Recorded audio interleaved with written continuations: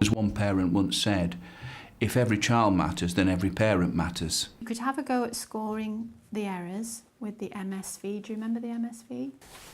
The meaning, instruction, vision. Wow, fantastic. So meaning, does it make sense?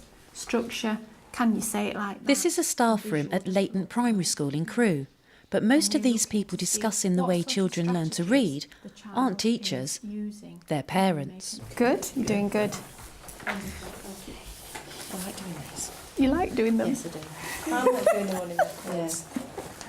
Shall I go faster then? No. The school's Special Educational Needs Coordinator runs courses accredited by the Open College Network aimed at helping parents as well as teachers and support staff to gain an insight into how children read and how they can read with children. Doing the reading course with Vicky, it's been a fantastic experience. I've learnt so much about children and reading with children. Pop this on just to remind you about the way we score up a running record, and we need to do a little bit more practice. Having put reading at the top of its literacy agenda, the school recognises the benefits of sharing their professional expertise with parents. Parents do not know what goes on, and it's important to share that with them, because the children, we're sending books home with the children and expecting parents to know what to do to them. There's never any sense in which any parent is patronised that similar courses for the parents as for the teachers and the assistants. So therefore you'll have a consistency of approach that permeates the whole of the school. When is it good to have an easy book? To give your child confidence. Absolutely. This particular course examines reading at Key Stage 1, but it's also providing parents of Key Stage 2 children with some useful insights. Print just doesn't appeal to everybody. Some children just don't get the understanding of it, where I thought they did. If you sat a child down with a book and they've learnt at school, I would have thought they could read to me. So maybe if I'd have done the course, I'd have been more understanding. But it's also helped with Katie. I mean, I know she's in Key Stage 2, but again, listening to her, I'm a little understanding that maybe she does make a mistake. I don't sort of be to shout at her, or, you know, more understanding. Some children are natural readers, obviously some aren't, and there's children that need a lot more input into them. I personally have a child as well that isn't particularly very good at reading. He's also got a few other issues. It's helped me to put so much more into him. So the sorts of things that you learned on the Level 2 course about concepts about print. Thanks to courses like this, parents are finding that they can support learning at home with greater confidence. You've learnt so much that you have to stay calm with the children, you have to praise the child, you don't criticise the child. And one of the things, I want my husband to actually sit with Vicky, or maybe even come on one of these courses, because I want my husband obviously to read with the child, but they tend to be a little bit too aggressive with them when reading, and I've certainly learnt that. Parents are on our side, they know what we're about, and also it's lovely to have parents coming in and helping. We've actually started to, in a sense, have our own in-house qualified, highly trained, highly skilled assistants with the knowledge to support children, particularly in literacy. Leighton serves a diverse community on the outskirts of Crewe. Head teacher Glyn Turner understands that the learning environment needs to extend beyond the school gates. Over the last few years, I've found myself on occasion coming down into the community to ensure that the children are in school. One of the things that we're really aiming for is to ensure that our school works in the community, for the community, and involves parents and other family members, so it becomes by the community as well. It's nice to come into school and give a bit back of what you've had out of the school as well. I think it's nice to carry that support through. I think it's good for your children to see you supporting the school. Year 3 pupils are enjoying watching a story being brought to life thanks to a story sack, including props which have been made by parents, like this mum, Jenny. I wonder which fruit she'll like best. Will she like the soft yellow banana? Or the sweet smelling guava. Family learning is integral to the work of the school. Now, that may mean parents accessing learning either in terms of helping the child with reading.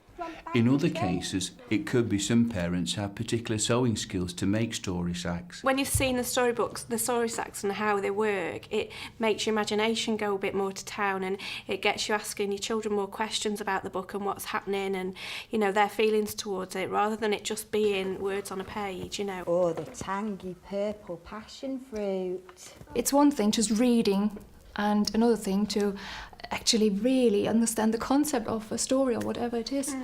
It comes alive more. You can get involved more in a story when you're reading it with your child, and you can, you know, try and imagine what's happening, and the words sort of aren't just words on a page anymore. Will she like the spiky-leaved pineapple? The goat comes and butts the tree, doesn't he? Some parents can feel excluded from their children's schooling. Through both formal and informal approaches, Leighton is trying to reach out and show all parents that they can help. I'm not like, because of my language, I feel lost my idea and everything. But once I'm there and then see the teacher and the tutor and also my friend, that's fine. I can do, you know, like as long as the tutor will give me some assignment, that's fine for me. With a little help with my husband. He does this scenery, the tree and the board. And how to work. Story sacks allow Vicky to help parents understand some core objectives for literacy. It's very, very useful for recalling events, sequencing them, improving memory, all these skills which start off with knowledge, and memory is a big part of that. As a group, we had to decide what was important, which characters were important, and also what we wanted the kids to get from the story sack. They are quite capable to read, just, you know, read lines. But obviously, it's not all really sinking in. And from that point of view, you, as a parent, you wonder, you know, whether I shouldn't ask a question just to check and did you understand? We're so happy with this project, and it's been so successful. Obviously, it's useful for nursery and Key Stage 1, but we've decided to develop it through into Key Stage 2, where we still have this love of books, but we're looking at perhaps a shorter novel and developing activities and ideas from that novel. It was fun because I got to bash the tree and all the cone and mango falls down, and it's different to normal stories because we don't get to do that and it's not that much fun. We just have to sit on the carpet and listen. Yeah, I read it myself, so I might buy it at the weekend or something and read it. Following Vicky's courses, several parents like Mrs. Story have chosen to take on further training to become teaching assistants. But there's no one else, said Steve. You just read that beautifully to me. You're really enjoying it at the moment, aren't you? It can sometimes be very difficult to find a parent or an assistant who can offer 12.5 hours per week. As we move towards more inclusive education and children in mainstream require some sort of support, we have parents available within our community to support those children. Now, you imagine you've not just got a parent then who can work with an individual child at home or a family of children, but also can come in and give us some time in school. Mrs. Story now helps run a homework club for Key Stage 2 children who want added support. You're saying describe the first day and then what the children do. More complicated to do at home because you've got more people walking around you. It's helped me to learn more about doing homework and get more experienced in it. I've got a daughter in year 4. I when she joined reception, I wasn't very clued up at all about what happened at the school. So I thought it was about time I got some training back again, and that's what's really given me the idea to come along and further myself and help Emma, obviously, as well along the way. To have parents in to support is fantastic, and it's all helped towards the Family Learning Quality Kite Mark, which we've just received. The focus very often, because of the nature of part of this community, is for the special needs coordinator to be responsible for learning needs. The learning mentor takes account of emotional needs, and in my capacity as the head, I ensure that we meet with all child protection arrangements, looked after children. We have a regard for all of the children through that triangulation. But the community itself wants success for its children, and it works very, very hard to support the school. Some of my parents were non-attenders in schools themselves, or didn't like school as an institution. So getting them in school now with their children, we try and break that pattern and get them to enjoy school. And it's not such a frightening place. It's not difficult to come and talk to a member of staff. And hopefully that's why I'm here, so that doors open constantly. They come in before school, after school, with any problems, either with themselves or with the children. If you have an open door policy, and as a Senko you do, then you start to meet parents along the way, and you know, we're working together on a child's progress. But I think it's important for a school to look at what they're offering, look at what they're expecting, send out a questionnaire, find out what parents want. As long as we're open to suggestions, then I think it's going to work. Some parents wanted to come into school to learn basic computing in order to share and develop another significant aspect of their children's literacy and learning. I've got two boys, one's 6 and one's 9, and the eldest one, who's 9, he'd rather play games on the computer.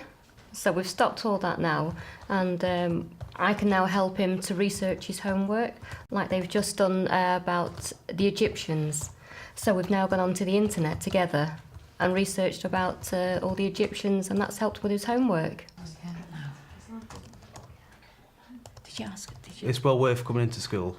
Rather than sitting at home like some parents would do, it's nice to come in and actually see what children do and what facilities they can use. And it gives you a better understanding of how they're being taught, and then you can help them with their homework and along the way like that. And as for coming in and doing a computer course, when you've got children interested in computers, it really gives them a good push on, because they can see you're sharing the interest with them. The children are taught so different from how we were taught, so it's given us a good insight onto what they're doing. And as far as the children's concerned, it's given me more confidence to teach them how to use a computer, so not to be scared of it as well. The school is tapping into the vital contribution which parents can make to literacy. There's a consistency of message reaching not just staff, but parents too. Family learning has been central to what we've wanted to achieve, and Cheshire has a very strong lifelong learning tradition and a particularly effective kite mark that I would definitely recommend other schools embracing, because it's a very useful audit and guide to encouraging and enhancing family learning in your school.